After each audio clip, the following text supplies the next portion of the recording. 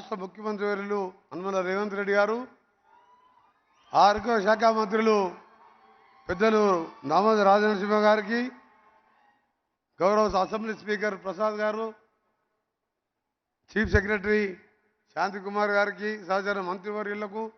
వేదిక మీద అధికారులకు, ముఖ్యంగా ఎన్నో రోజులుగా ఎదురు చూస్తున్న స్టాఫ్ నర్సులుగా ఈరోజు నియామక పత్రాలు అందజేస్తున్న మా చెల్లెళ్ళందరికీ కూడా శుభాకాంక్షలు తెలియజేసుకుంటూ, కోరుకున్న తెలంగాణలో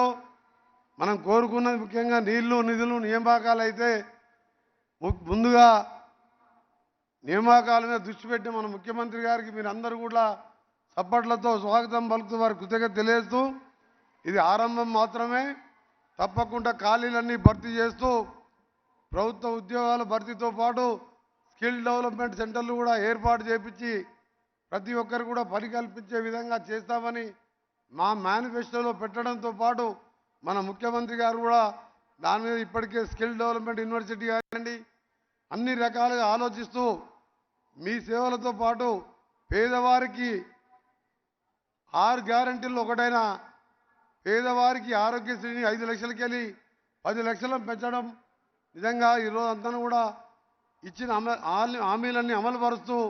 మీరందరూ కూడా సాక్షులు మీరే. విమర్శలను పట్టించుకోం, సద్విమర్శలు అయితే స్వీకరిస్తాం. విమర్శించాలని విమర్శించే వారిని కూడా పట్టించుకోకుండా తప్పకుండా మన ముఖ్యమంత్రి గారి నాయకత్వంలో మేమందరం టీం మెంబర్స్గా